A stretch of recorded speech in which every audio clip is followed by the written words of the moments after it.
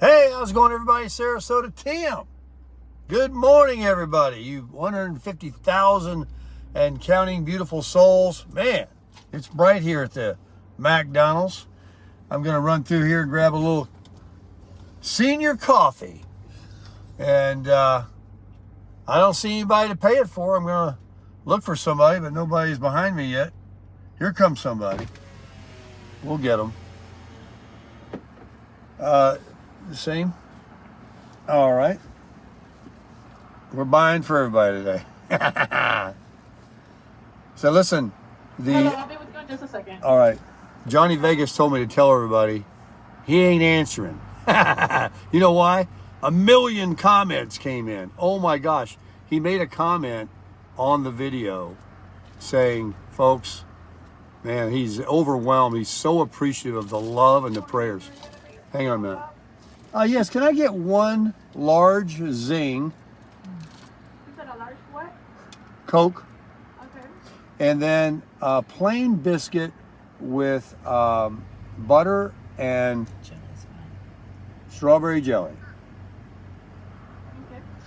And then I would like a senior coffee, and make it a cowboy coffee. Black. Okay. That'll be it. $4.47. How much? All right. All right, let's go back here and hope I don't get sucked into some $53 bill.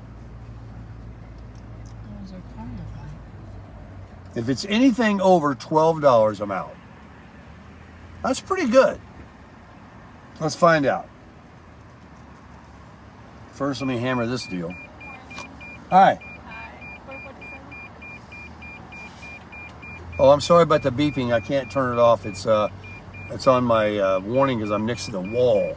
Tammy told me it's very annoying. A couple of you told me it's very annoying. I'll turn it off maybe. I don't know what to do. Hey, how much is the order behind me, miss? $2.46. $2.46? Woo! I'll probably get a big hug and a kiss on this one. It's all them small bills that I get the thanks for. It's the big ones that I never even get a toot on the horn. I'm sorry about the beeping. I really am. I will turn that off. It's got to do with... Give her the receipt. I can't afford it. Thank you. She said, can I give her the receipt? Oh, okay. Her? Him? I don't know. Yeah, give it to him. Tax write-off. All right, here we go. There you go. Diamonds and pearls and a lot of sparkles. Looks like a good one. Thank you. Have a nice day. Let's see.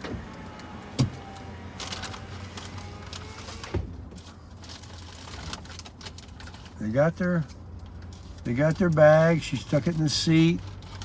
She's coming. She's out the door. No hugs and kisses this morning. Well, that's all right. Hey, $2. I mean, she acted like she... Damn right. You're supposed to pay for me. No. So anyway, folks, that's the kind of thing we do. Not necessarily always about money, but just be kind to people. Start people's day early. Start your day early. And don't watch the news now. I keep reminding everybody. I slipped over there. I gleaned some information because major things happen. There was a couple of stories. You can't help from here. You're not going to, I'm not saying bury your head in the sand. But you can't sit there and let them brainwash you and watch it for hours. If you hear of a major event, like we're going to World War III, you're like, what's that about? And, and get the lies and get out. And let's try this coffee out. But start your day, make your bed. What about the things that we used to talk about? That's not a good way to start the day. The ambulance coming. No, folks, we only get one life. Live your best life. Live it every day. if you go around all down in the mouth and not being the best person you can be, and all of a sudden something happened to you, you might be wishing that you were doing a better job. So start now. Let me get out of the sun. We're going into the gym. We're going to get on the treadmill and get our steps in after I have this delicious coffee that's burning me up. Cowboy coffee this morning. A lot of you like to comment about no lid on my coffee. Well, it cools down quicker, and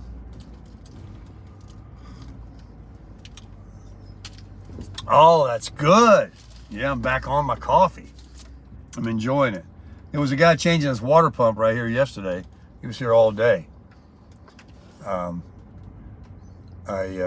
went to the gym, I got my hair cut, and he was still out here. So let's sit here a minute and chat before I go in and get my pump on and do what else I'm going to do the rest of the day. And that's anything I want, because I am retired. How about you? You got a prison job still, or are you retired? Maybe you got that part-time prison job. That's all right. 20 to 40 hours, 20 to 25 hours a week, supplementing your Social Security so you can go and do and enjoy your life. That's fine. Maybe you're one of these people that retired at 62 and you got your supplemental check coming in from self-employment, and you can make a little extra cash and make your own hours and your own payments. That's very cool.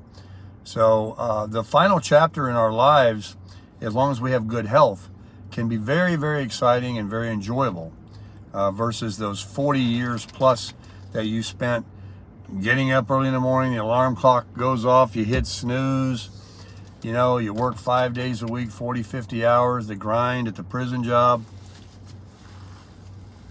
Then you get your 2 days off for Saturday and Sunday. Your 2 weeks off once a year for your vacation. Man, after you put all that time in and you've done your dues, when you get to be 62 and they say you can collect Social Security, I recommend you get it. There's only one reason, and I say this on every video, one reason only, not to collect Social Security at 62. And that's if you're making so much money and you love that prison job, then you just keep on going. Now, people always ask about health insurance, and I'm going to make a video on that. I keep saying I'm going to. I've made them before. I'm going to give you the ugly truth. You know, you have an option, A or B.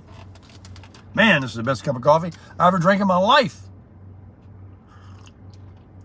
What a day, man. What a way to start. I got up, I made my bed. You know what I did this morning in the camper? I went around with some invisible glass. It's a can of glass spray. I got a really good, strong image reflection off my refrigerator. I got it so clean that anytime I even come close to it, you can get a perfect reflection now. So I like that. And I cleaned my glass mirrors on my closet and other things in there too. But I got that good reflection going. You'll see it. Now, a couple of you have reached out about Johnny Vegas and said you got some information regarding where to go, what to do, and you had the surgery done yourself. One guy, I think it's a guy in Vegas, near Johnny Vegas. You can send me your contact information. I wrote you a reply in your comment to my email, and I'll pass it on to Johnny. He's had this for 13. I've been saying 13. It may be 16 years. I forget which. It's a long time, and he's been to these different hospitals, and he knows quite a bit too. But that doesn't mean he knows everything.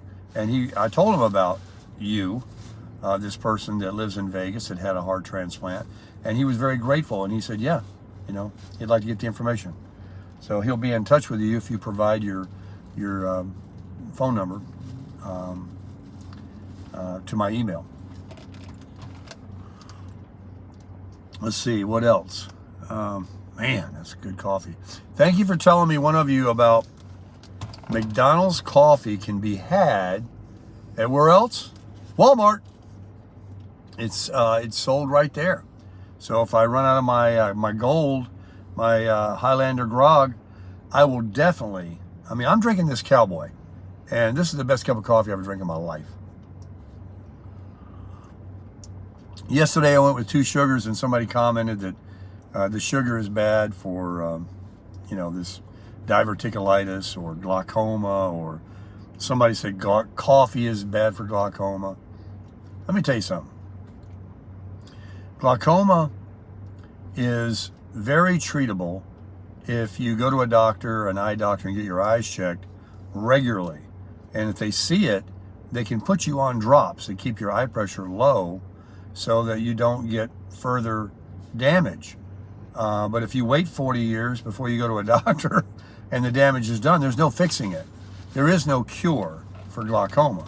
It will increase without the drops. The surgery I got done with the stent was a fail, according to the doctor, quote unquote, that it did not, the little thing he stuck in my eye does not release fluid from behind my eye to keep pressure low. And so it is what it is. So that was just to alleviate the need for drops in one eye or drops at all. But it was a surgery that he did tell me that was a low risk on my end and a very low success rate. So we knew that going in, and we were optimistic in the beginning because the eye pressure was really low. And then, it's like the sun here. I call it a heater. You can't keep that heater down. When you got the glaucoma, you got it.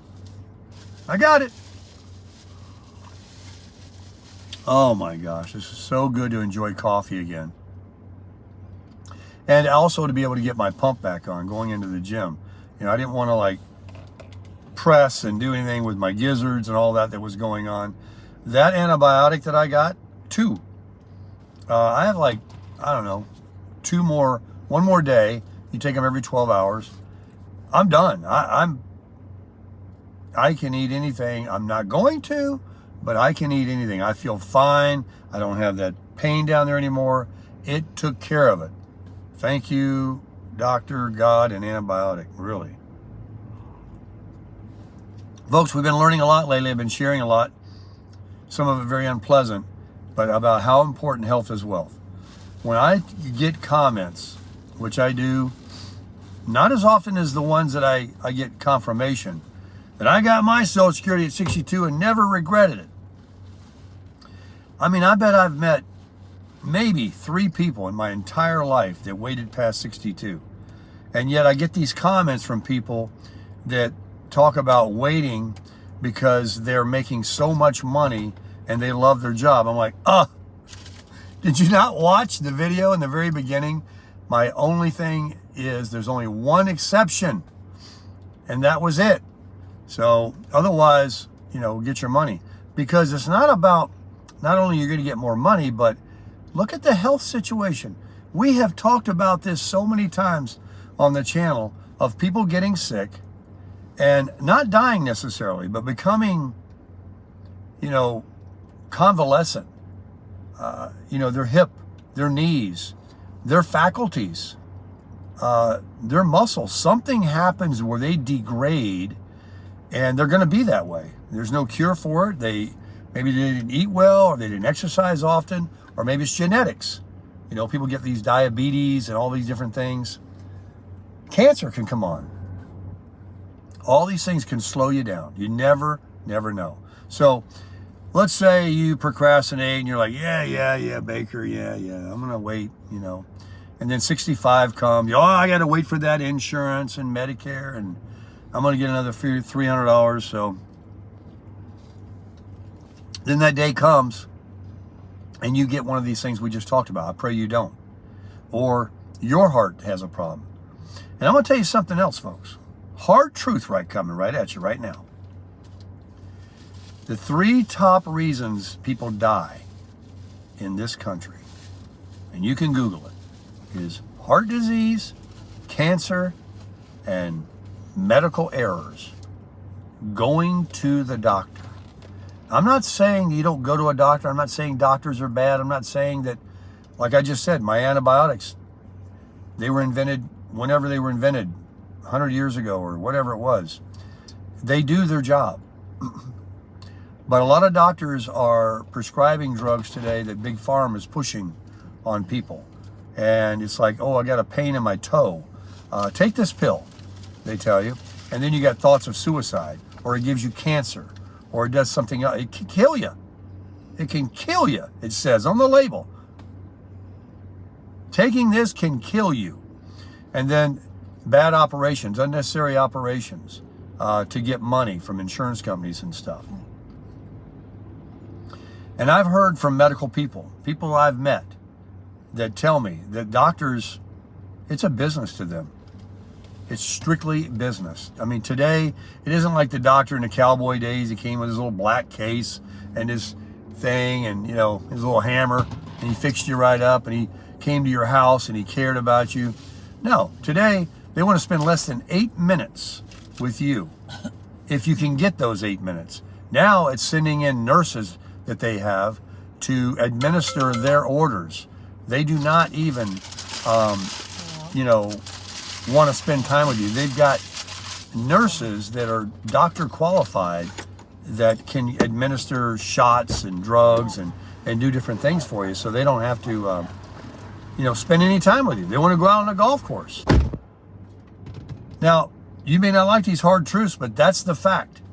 It is a business. And when people talk about like the disadvantage plan I have or whatever, and they don't want to approve certain things, that's not so much true as it is true the fact that they do like to search for, like a mechanic. You go in with your car and you need an oil change. You go into the Toyota dealer. Oh, you're lucky you made it here just for that oil change. Good thing you got here, because, man, you need this $2,000 worth of work done that we recommend that you do. It's all about building the ticket. It's a business. It's all about money today, folks. And so medical errors, going to the doctor, is the third leading cause of death. So choose your doctors wisely. Go when you only need to go, and read those side effects of these pills and drugs and elixirs and stuff they want to put you on. I mean, I know people that get prescriptions and they won't even take them because of the side effects. And a lot of people, you know, don't like that in the medical field. They're like, don't be one of those kind. Just take your darn medicine. Yeah, you take it. You drink it. And one more thing on medical. I was talking to my barber. And, yeah, Big Pharma doesn't want you to know about natural things. I know nothing about them. I studied it once when I was really young, you know, the vitamins and the herbs and all of these things, which is what drugs are made of, with chemicals. But these natural drugs from the earth that God provided that can heal us for our eyes, for our bones, for cancers, for everything. I mean, and then a lot of that is faith that goes along with taking it, and God's help. So, you know, don't rule out, you know, take an antibiotic if you need it, because they do work. But a lot of things you can take and do if you want to study natural type things. I know that a lot of you out there have recommended natural things to me dozens of times for my eyes. So, you know, there's that. But it's a world of everybody's looking to a means to an end. They all want something from you. They want your money. They don't care as much as they used to. It's really, you got to just work your way through this life. And as soon as you can break away from the brainwashing and the drama at your job and everything else, and start living and thinking, critical thinking for yourself, and meditating, working out, walking, and and doing better things. Now, I'm sitting here talking to myself because I've done a lot of those things and have been. I'm relatively healthy. But as you all know, because I enjoy food, and now I'm working on that. So I like to improve. We can all improve. I'm not saying I know it all, but every time that I try to make an improvement or I see something, I want to endorse that and promote that to others. And it's like you do to me. So, it's a win-win. But folks, man, health is wealth. Getting caught up into making the almighty dollar and working until you're 65 or 67, and now, you could end up dying, or you don't look or feel or act the same. I mean, does a 30-year-old act like a 5-year-old? Does a 70-year-old act like a 50-year-old? I mean, just ask yourself these simple questions. The longer you just keep putting off your life before you start to live it, you say, I am living it. I got my great job. Well, if you're working 40 or 50 hours a week, you're living there. You're not living free. You're not doing what you want to do. You say, well, I can't afford it. Well, get out of debt. When you get approaching 62, you must, look, folks, these videos that I make about collecting Social Security at 62 is not in any way advocating that you have 2 car payments, 10 credit card payments, a mortgage, all these streaming services, gym memberships, clothing store credit cards, and high maintenance on everything that you got, lawnmower payments, and all this other stuff. No, it's about becoming a minimalist. It's about downsizing. It's about moving into another phase of life that you did for 40 years. And now you're going to purge that. You're going to sell that house. You're going to buy a small one. You're going to rent. Or if your house is paid for, you're going to stay there. But I mean, it might be a lot of money to insure or pay maintenance on, taxes, lawn care. What do you need it for? If your kids are grown and gone and it's just you and your wife, your husband, or you're by yourself, I know I don't need a big house. Those tiny homes I visited the other day, more than I need. And it's just a place to recharge my battery. I just want somewhere that's safe and nice and can recharge my battery. And then I like to go and do. I like to play golf. I like to travel. I like to go to the beach. I like to drive around and see things. I'm active. I'm an active person. I need to move to villages. That's where they say the active seniors are. But you're trying to. I'm just trying to make a point. You don't have to live, a Tim life. You don't have to get an RV and travel around. You can stay right where you're at. But folks, unless you got a lot of money saved or a pension coming in, and even then, you have to eschew debt. Who wants it anyway, at any age? But, people get it. And now, from what I hear, when I peek at the news every now and then, people are very, very much in debt. They are all charging up everything on their credit cards. They're just totally owe everybody. So make those hard decisions and get yourself to the point where you can just start really living your life. Because, again, let me go back to before I end the video. I'm trying to say this morning, because it's all that's on my mind, is Johnny Vegas and others that I hear about, that life can be taken from you. And all the things that you talk about in comments, that they talk about in the media, that you share with your friends, things that I say, he says, and she says, mean nothing when your eyes close and your heart stops. You're done.